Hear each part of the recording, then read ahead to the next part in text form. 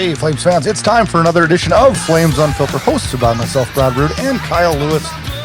Kyle, it is another week of no movement.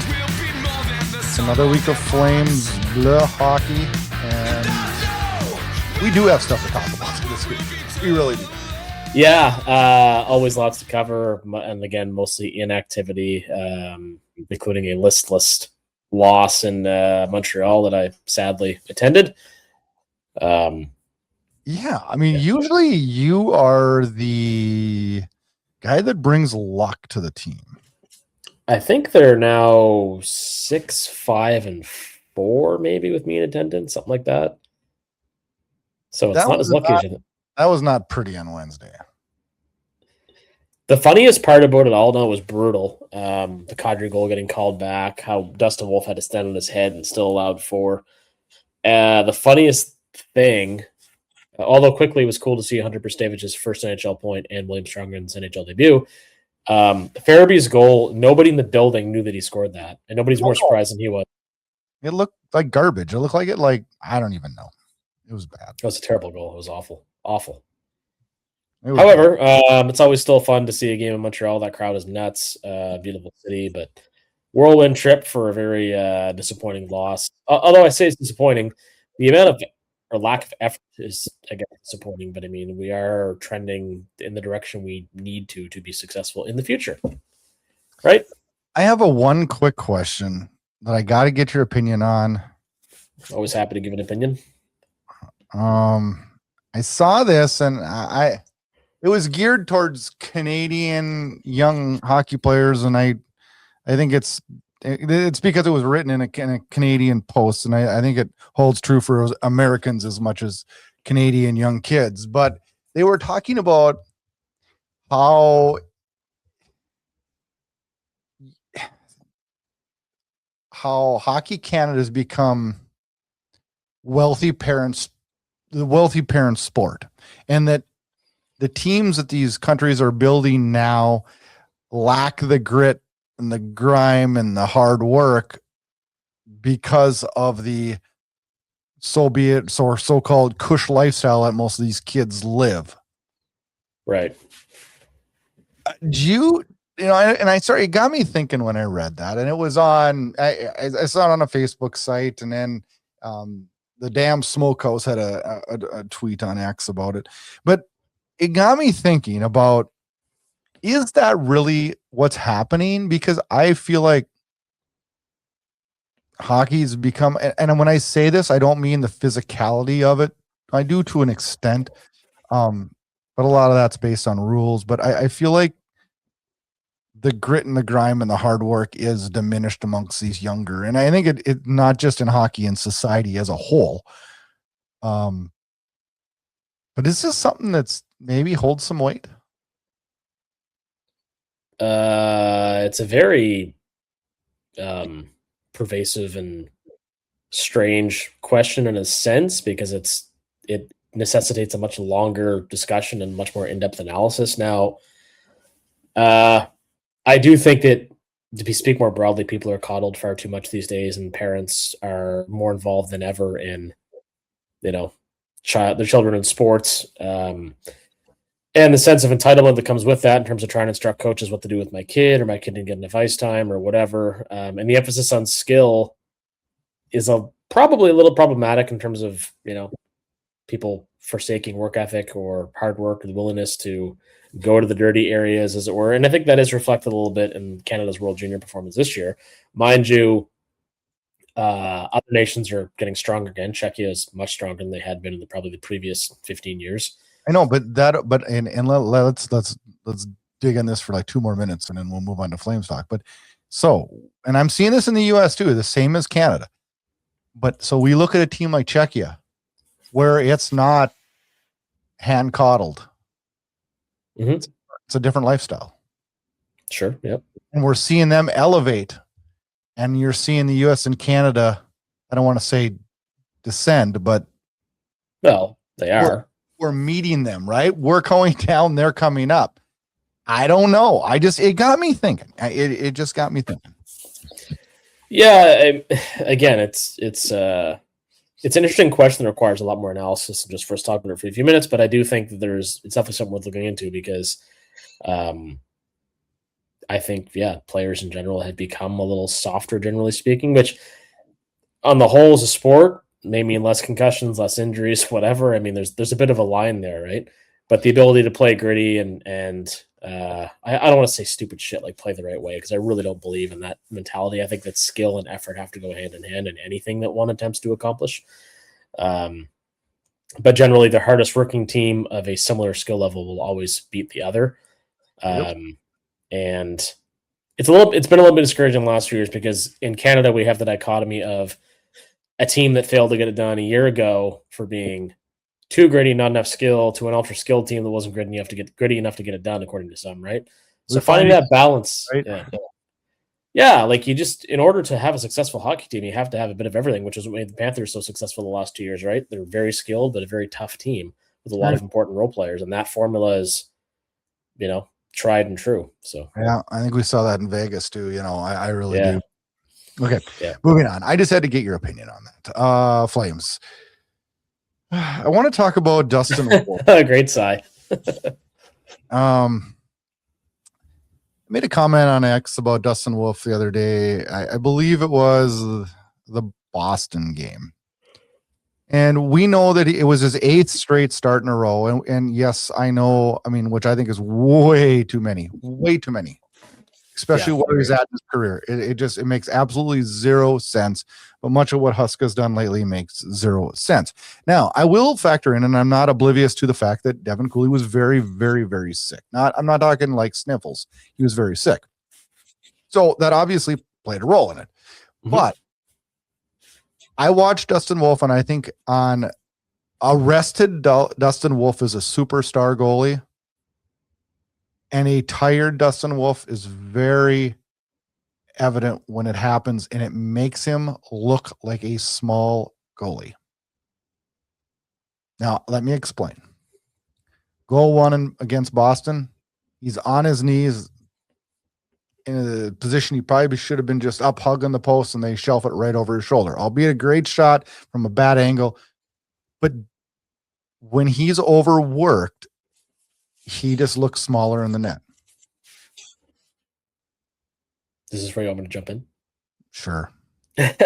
Hit me with it, because I know you're a huge Dustin Wolf fan, and I am too. And I'm not saying I'm saying that when he's overworked, like I'm not the same at work when I'm overworked, and you're not either. Like, it's human nature. I'm not saying that's a bad thing. I'm saying that, like, I think I'm more angling this comment towards, why do we keep overworking him? Well, I think Huska was reluctant to use anybody other than Wolf, where Cooley wasn't really available, and he was very, very sick, as he'd said. I think like any goaltender is going to look tired and overworked and small, when they have been overworked, especially when you have a team that, gives a scoring chance like the Flames do. I'm a little bit tired of people taking their lunch bucket mentality too seriously and saying, oh, they're a hardworking team and they're good defensive. They're really not. They're really, really not. They give up a lot of good chances. Kevin Ball is their best defender. Oh, yeah. His active stick makes a huge difference, as I've said many times before. Wolf did look a little bit smaller in the net, but I think that he is covering up for so many defensive breakdowns so much of the time. And it's not even just the obvious defensive breakdowns. It's the fact that your team never has the puck for any length of time and can't cycle it well. They don't have a power play that can score. Like, the puck's always coming at us. Well, unless we have one line on the ice, which is the Backlund Coleman line, right? Let's throw this back. When Mika Kiprusoff played 8 straight, he wasn't tired because he wasn't seeing the opportunities every 4 seconds that Dustin Wolf is seeing. Yeah, for the majority of his tenure, he had a very strong team in front of him. Yes, defensively strong.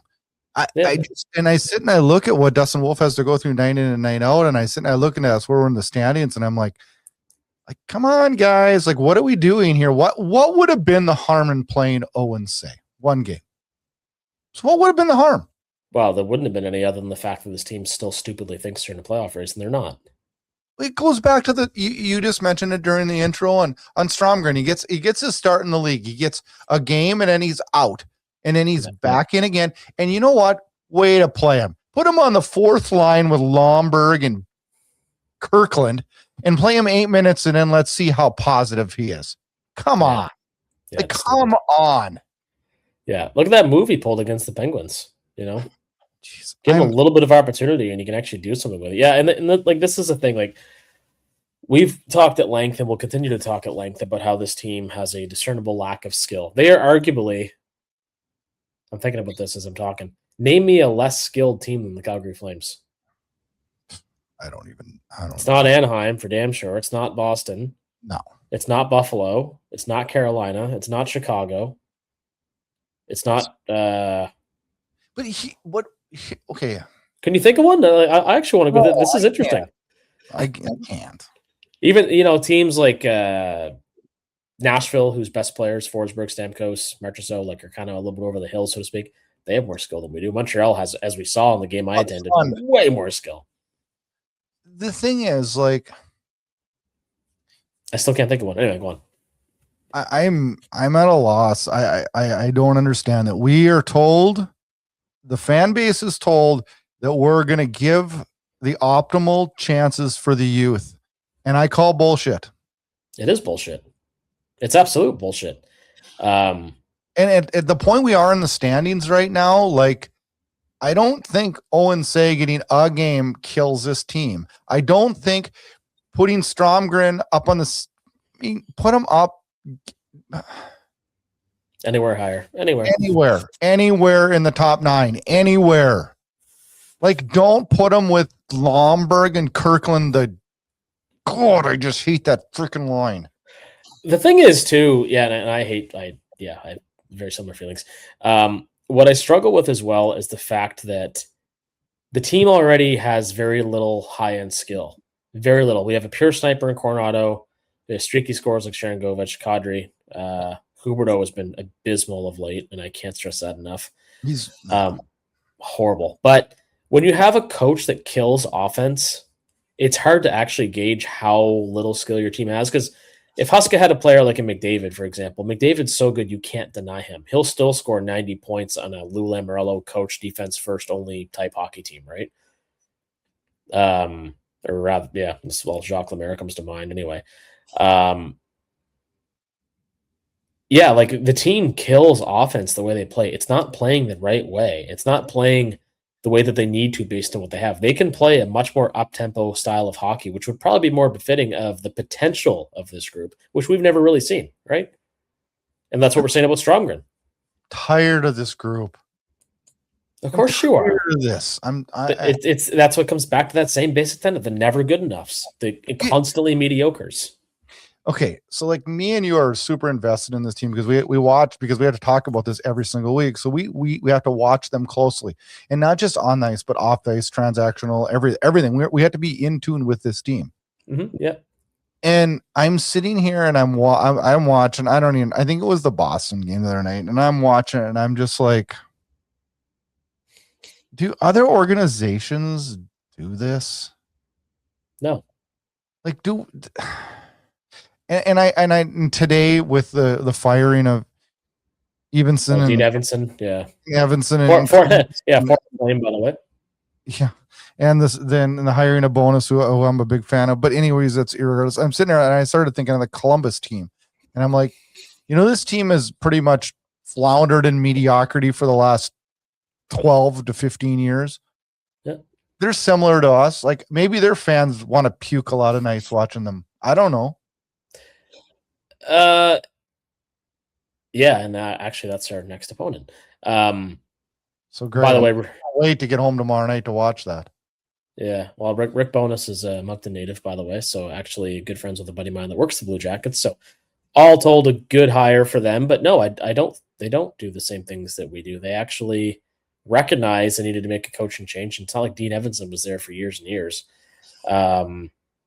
They wanted a coach to get more out of their players, and yeah, it comes back to that whole like nice guys club we've talked about, right? Do you think though that we need believe me, I'm not defending Huska here. Do you think we need a coaching change, or do we need just to realize where we're at and accept that as an organization and plan and play accordingly?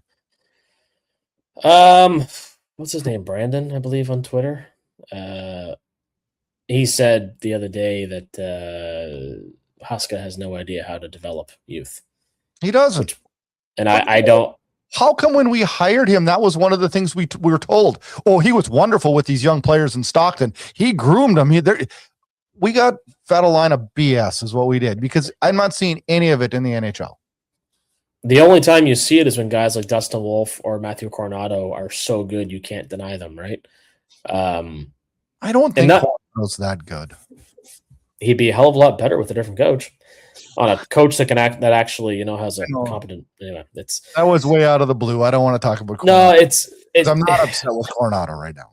No, and it's fine, but the problem is that there seems to be this dichotomy of we have to have either a super hard ass like a Daryl Sutter, which is pretty good with a veteran laden team, or with certain rookies. Drew Doughty excelled under him as a young player. Mind you, he also has undeniable skill. But we don't have to have a hard ass coach or the country club coach. And right now I feel we have the country club coach. When you watch the chase, which I don't know what the hell they're chasing because it's not a playoff spot. It makes me want to just punch the TV. It's country club. To me, it's too much the case of a coach that's far too close to his players. Okay, here's the deal. Like, you can't be friends with your employees. Like, you can. Well, to a point, but you got to know the line, right? Your employees, they have to perform. You can be close with them, because I'm close with a lot of my employees, but you still got to have that line of where there's a respect thing. All right. Yep. And 100%. I just, oh my gosh, I watched that show, and I barked on in this podcast years ago about Huska's going to have this at country club. And, you mentioned Daryl Sutter there, and I hear so many players say, I hated Daryl Sutter when I hit him, but after he was gone, I think back to what he did for my game, and it's amazing. And I had a coach in high school. He was a prick. He was a prick as a coach. I hated him, and I had him for a golf coach also, and I loved him as a golf coach. I loved him, and he's since passed, and I miss the guy dearly. But like, when I got done playing hockey and my career was over, I look back and if someone said, who was your best coach? It was him. I hated him on the ice, but God, he was good. Yeah. He did the right things, right? I don't know. Yeah. Funny. Yeah, it's I don't know. Again, the coach is always the easiest thing to change. It doesn't matter this year. The year's already written off. There's no point in making a coaching change, because if they trade the players they should, he's going to have no choice but to play young players anyway. That's all he's going to have for the most part. Okay, so is this team for sale? Can I put up a for sale sign? Absolutely. Do you think the Flames, when they sat and had coffee this morning at the Saddle Dome that they said, or probably, I guess, at the hotel, do you think they said this team's for sale? I don't know if they said it out loud. I think Conroy has accepted it. He knows what he has to do. Can he do it?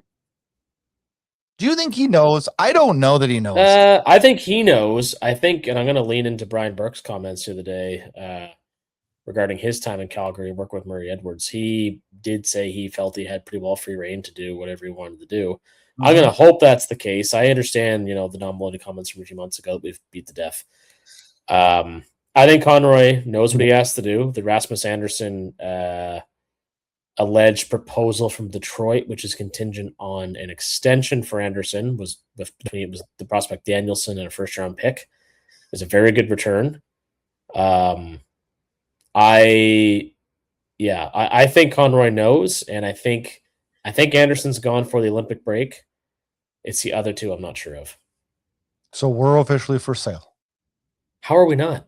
I know, Kyle. I just want to hear it. It's almost like you're so worried about something, you just want to hear people tell you, yes, don't worry. It's like, oh, I'm just so worried. And we need to be for sale. This team we need to move on from, if I had to do the over and under, I would say it's a 90% chance that we trade Anderson. I think it's a 65%, 70% chance that we trade Coleman. And I think it's a 30% chance that we trade Kadri. And I pray to God it's all three of them, because it would help us so much. Because I think the returns, it was just 2 years ago that we would have eaten salary to get rid of Kadri. When it was 2 years ago or 3 years ago, he struggled. And we would have eaten in salary and done whatever to get rid of him. And now we're actually talking about returns that are pretty damn good. Like, act on this now. Now. Yeah. Now we have Blake hurt. Are we what? Now Blake Coleman's hurt. Like, that's minor. It's minor. It'll be fine. I know, and I know, but it might not be minor next time. Yeah. I try to, again, we talked about this in the last show. I try not to worry about injuries. I just I don't know. You just hope and hope and hope that they just make the right decisions. And I think their hands being forced now. This team, like the team that I watched in Montreal, was embarrassing, and they've been like that a lot of games this year. They're not a good hockey team. Stop pretending they're a good hockey team. I'm sick of hearing things about playing the right way. I'm sick of this stupid Chase YouTube series because it shouldn't even be called that because they're chasing nothing. So, what did you think of Darren Drager's comments about Kadri is happy in Calgary but is willing to consider a change? He's been saying all along he's happy there, and of course and he's that good on Cgy for being that way. Mm-hmm. That's the best answer you can get from a venture player. I'm happy to be here and help the kids, but I'd gladly accept the trade to a contending team. Good. I know. I'm just worried Coleman leaves the game. Do you want a Matt Sundin in Toronto situation? No, I don't want a Jerome McGinley situation either, where it gets too far gone, right? Oh God, that's just I'll say this. I've said it before, and I'll say it again. For those that bemoan the Flames' place in the hockey world and how quickly they can turn things around, the fact we get so little for Bouwmeester, Iginla, and Kiprusoff, next to virtually nothing. Remember Mark Condary? What are that guy's doing now? Anyway, we got so little in return, but still made the playoffs 3 years later. It was incredible. There's always hope. That's one thing you can always sell in hockey is hope. Yeah, you're right. Maybe am I too doom and gloom today? I think I am. I've been pretty negative. Oh, I felt miserable coming on the show, but I feel like I'm the positive one now. Yeah, you are. So what's the Parekh plan? When he's healthy, you got to move Anderson. He needs to be on that power play. He needs to show what he can do and build his confidence at the NHL level. So here's what I think is going to happen. First of all, it's concerning that he's injured for the third time this year.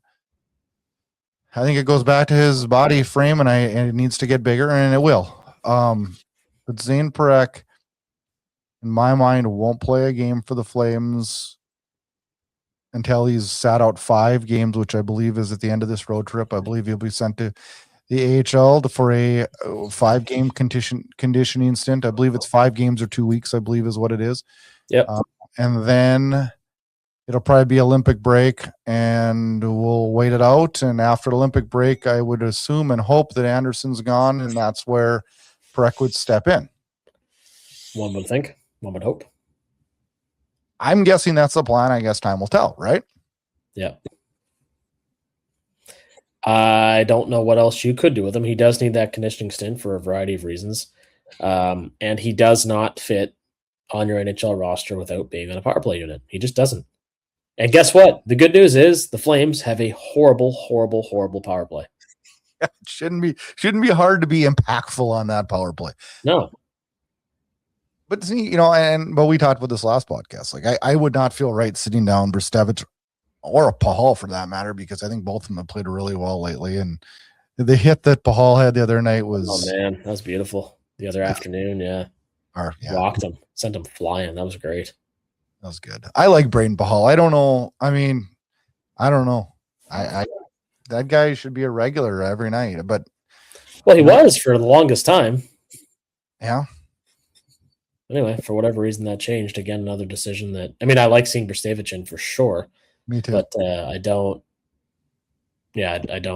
really agree with taking Pahal out. But a few decisions have been made for us, right? So and we talk about the big 3, Coleman, Kadri, and Anderson getting moved. But a guy like Joel Hanley, I think he has to be moved too. Jake Bean's out for the year. You need room on D to get these guys playing.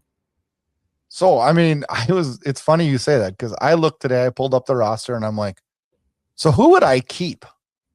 Who would I say is untradeable? For D or altogether? Altogether, I think I counted 8 guys that I would keep. Kevin Ball. I would on defense. Ball's untradeable to me. Brstevich is untradeable. Kuznetsov's untradeable. Parekh's untradeable and Mackenzie Weegar's untradeable.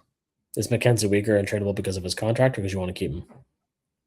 I think we got to keep. He's more like we got to keep one top end. We got to keep. He's been abysmal this year, and it's really disappointing because he's such a good defenseman, but I'm not sure what's going on there. I just feel like you need to keep one. But forwards, I mean, like, I would entertain offers for Connor Zary right now. See, I want to keep Zary because I think there's more there. Huskers just abuse the shit out of him. I'd keep Zary, Coronado. Wow, I got to the end of that list fast. Mine. I would keep Backlund because I think he plays a role. I would keep Coronado. I would keep Honsick. Yeah, I forgot about Honsick. I would keep. That's all. It's not many, man. It's really not. I would entertain offers on anything else. Yeah, Flames Nation did a good bit on how untradeable the Jonathan Huberdeau contract is, and it's such a shame because, if you could dump that, man. I still think that. I think I don't know that I'll ever get over it as a fan base, but I mean, that's kind of one of those. It is what it is, and we've kind of already baked it into our future contracts, anyways. So I don't. Oh yeah, it's just what I mean. Like I think we go insane because I don't think you're moving that. Not a chance, never. We said that about Kadri 2 years ago. I mean, look at this. I'm just pulling his stats up. We said that 2 years ago.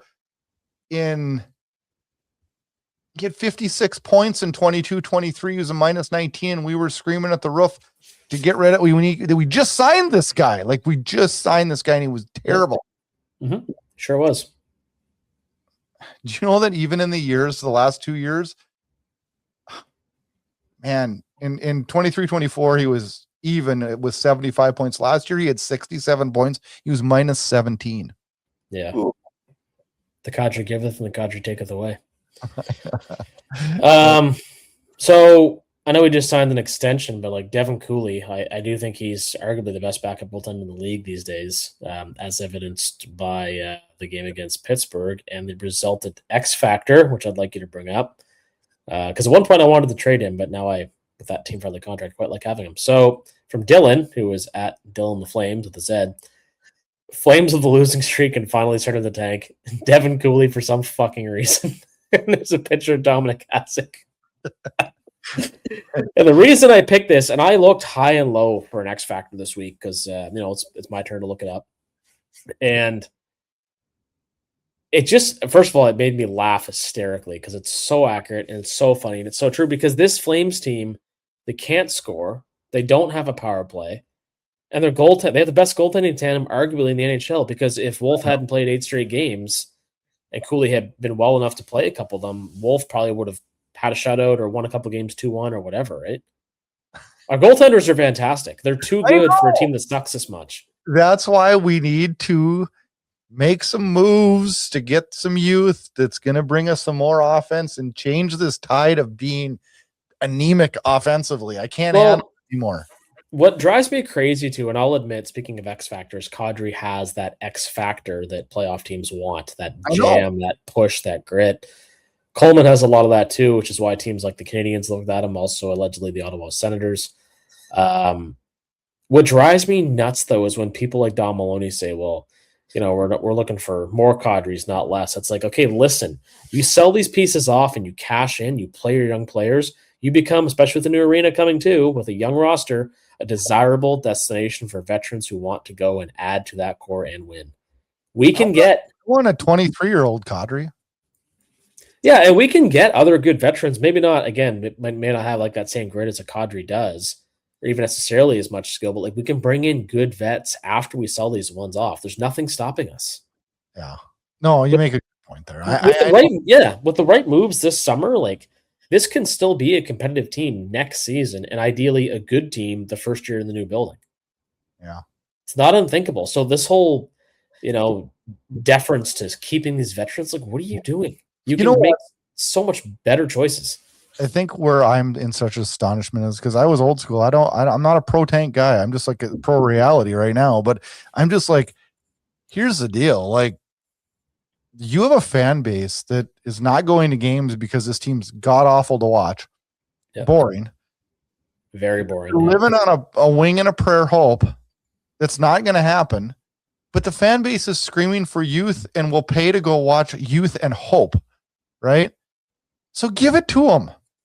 Yeah. You're going to make more money. Then you get Gavin McKenna allegedly out there saying how he'd love to be a Calgary Flame. It's like, oh my God, like just come on. I know. Lose, please. Ugh. All right. I want to like forget about the Flames for just 1 minute. Two things happened in the National Hockey League this week that made me shake my head a lot. Did you see the Blues game where for some bizarre reason Montgomery goes to pull Binnington and Binnington won't leave the net and they can't find Joel Hofer, and a little later you see him on the camera like sticking his head around the corner? Yeah, I saw that. What was your thoughts? Absolutely hilarious. Maybe a touch unprofessional, but maybe I'm just not being fun enough about it. Oh, I'm with you. The league has become a little too jokey at times, and as much as I enjoy some of that stuff, I know that one I had really mixed feelings on that, to be honest. You want to know something? If that team was the Colorado Avalanche and they were just having an off night, I would think this is funny. Yeah. But when it's the St. Louis Blues and they're the 30th ranked team in the NHL right now, and they got guys hiding, not wanting to go in, like, I don't know, man. I'm with you. I think it's a little bit. They're not really in a position to be joking around like that. I would agree. No. Yeah. If this was the Flames, wouldn't you be pissed? I mean, at this point, I don't even know. I just like, oh, for God's sakes, like, I don't fucking know. Anyway, No, maybe not. So I also can't wait to get your take on this Ottawa Senators debacle that's going on. Fill me in, Kyle. I would like to say you're the master at this, but I don't know. What, these situations? Well, so here's the thing. I mean, it was a very poorly worded statement that Steve Staios released. I'm not sure who wrote it, but I mean, I appreciate what they were trying to accomplish, because when something is out there in the Twitterverse or in the universe and social media, it already has a life of its own. And I'm a big believer that, I want to pick my words carefully here, but like where there's smoke, there's fire. And there is a very, very serious problem, probably in all sports, but as far as I know, in hockey. Oh, it's everything. It's life. Yeah, but I don't pay. Yeah, it is life. But I don't pay enough attention to other sports to compare them. But I know in hockey, it's really, really bad how many guys are running around and doing things, unfaithful and all that kind of stuff. And I don't agree with any of it. I think I'm not going to get into what was allegedly done by some of the players or what they, outing each other for bad behaviors or whatever. It's not really relevant. I guess what's relevant is they could have, ignored this, or they could have gone to the media like they did. I admire what they tried to accomplish. I think it backfired. I think all the player interviews trying to shoot this stuff down, I don't think it really had the desired effect. I don't know other than that what really to say about it, other than it's really unfortunate. I don't think it. Again, I appreciate what they tried to do, but I think they just threw some gas in the fire. And no matter how angry a player in front of a microphone sounds, it doesn't make anybody believe what they're saying. I know, because I'm with you. I believe that a lot of times where there's smoke, there's fire. Now it may not be the same fire we're seeing, but yeah, you know what I'm saying. Yeah, it sucks because they got a great young team, and I mean, and the whole sequence of events is weird. I mean, then they signed James Reimer to a 1-year prorated contract after he couldn't make a team in training camp. Which leads us to believe the Allmark thing is probably long term. It just sucks. I guess the tragedy in all of it is, I mean, if those behaviors and things that went on are true, that's one thing. That's far worse than anything to do with sports. But then you have a young up and coming team who made their first playoff appearance in 7 years, maybe, against the Leafs last year. I was looking forward to them going back this year. I thought they might acquire a guy like a Blake Coleman. They've got a good veteran in Giroux. They got some great in players, obviously in Batherson, Kachuk, Pinto, Shabbat, Sanderson. And you like the Sens. I'm one of my best friends is a huge Sens fan. Yeah. I love the roster. And now, just because of this distraction and the points they've lost in the midst of all of it, And you have to believe that's a factor. It just seems like their season could be sunk over something has nothing to do with the on-ice product, and that's always a shame. Back to the Flames for a second. Martin Pospisil still remains injured for the Flames, but he also still remains on the Slovakian men's Olympic roster. Yes. If he was to come back and go play in the Olympics prior to playing for the Flames, how would you feel about that? That's a good question. Oh God, I don't know. I mean, if he has a chance to play for his country and he's healthy enough, I mean, it wouldn't necessarily upset me because his team's going nowhere, right? So why would I want him to be a part of a non-existent playoff drive? I guess that's how I look at it. You, how do you feel about it? You know, I always think that teams should look at the person writing their paycheck should be number one. The Olympics aren't writing their paychecks. So and I agree with that for sure. I do. You got to look at who's writing your paycheck. In this instant, though, and you make a strong point, this team's not going anywhere, so maybe it's okay. But then I also look at Martin Pospisil's career and my worries about his future and his future health, and it scares me a little bit. As it should, absolutely. We were scared from the day the guy made his NHL debut that, you know, he was only ever one hit away from his career potentially being over, and that could still be the case. I mean, you got to believe the Slovaks have done their due diligence to see if it's even possible that he would play. But yeah, I mean, this to me, and we said this before, it's very Michael Ferland-esque. I don't know that we'll see him in a Flames jersey again, no matter what the media tells us, because we all want to believe he'll play again. I'd love to believe it. He was agitating as hell, and he was a more important part of this team than I think his 4 goals last year would have anyone believe. But we'd probably have him on the first line with Klapka right now. It'd be Klapka, Kadri. Huska would have Klapka centering, or no, Kadri centering Klapka and Pospisil in the first line. Yeah, the line combos are just brutal. Oh, I know. I gotta quit it with the Huska bash. I don't know. I'm just frustrated this week. I'm frustrated. Well, it's a frustrating time because the team hasn't made any moves that have clearly shown us they've committed to a rebuild until such time as it happens, because of Maloney's comments, because of the team's history. We're going to believe they could still go the other way, which would be a huge mistake. And the team is not fun to watch. They suck. They're terrible. When I see that they are for sale and I see their returns coming in, I'm going to have a whole new attitude towards this. I'm going to be like a different man come March 5th. Yeah. I think we all are. Yeah. How could we not? Yeah. All right. What lies ahead for the Flames? And this will be a little bit extended because I got to get your take on this.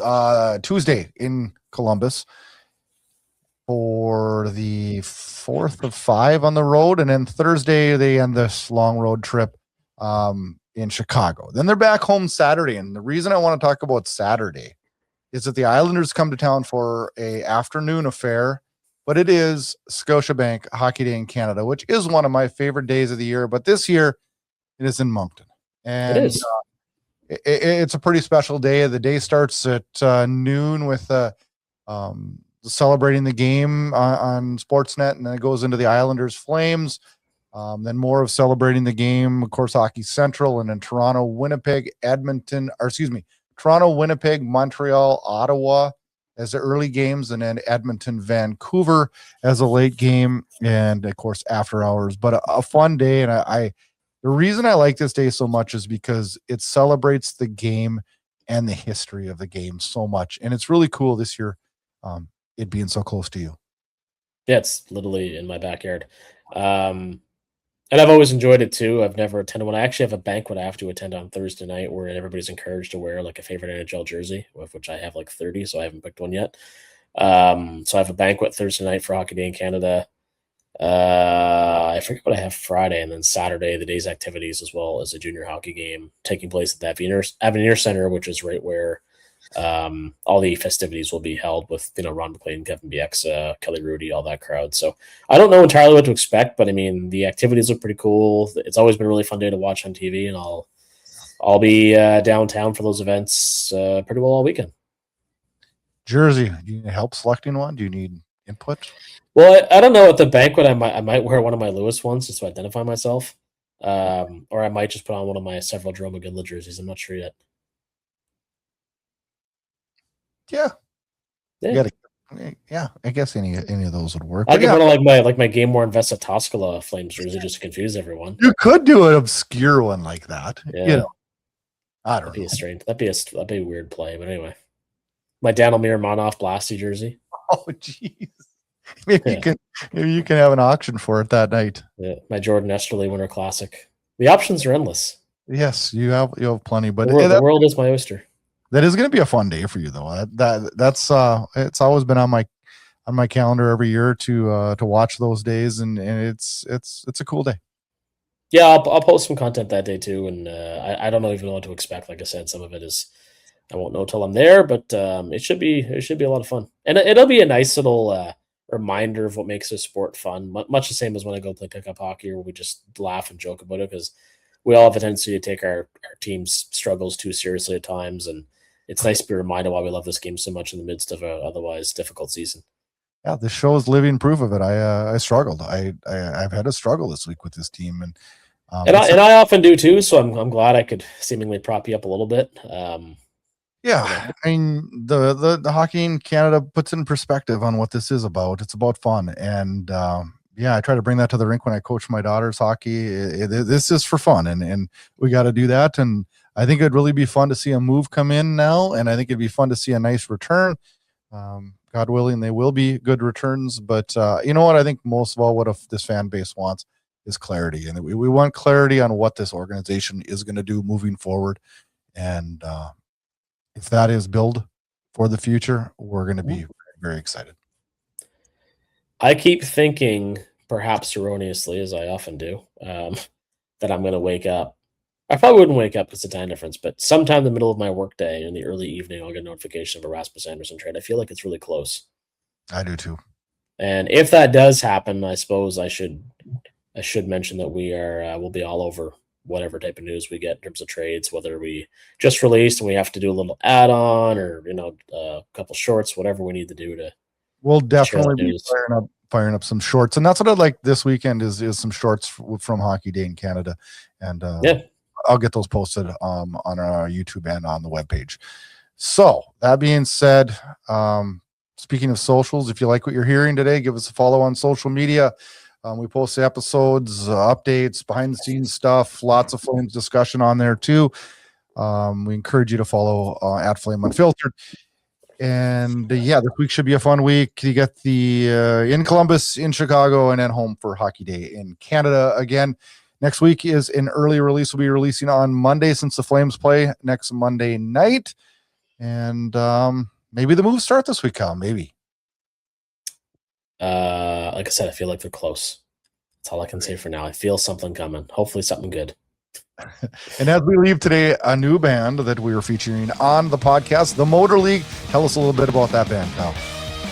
Yeah, so, buddies of mine from probably over 10 years now. I was actually, I managed to make it into one of the music videos. Great local band. Anybody who's into hard rock, punk rock, that whole scene, I think we'll really love these guys. I'm really excited that the guys are gracious enough to let us use their music for some intros and outros. Hopefully you love them as much as we do. If you do, please give them a follow on Spotify, Apple Music, whatever you're into, and crank them up. All right, this is the Motor League. Have a good week, Flame Science. We'll see you next week. See you guys.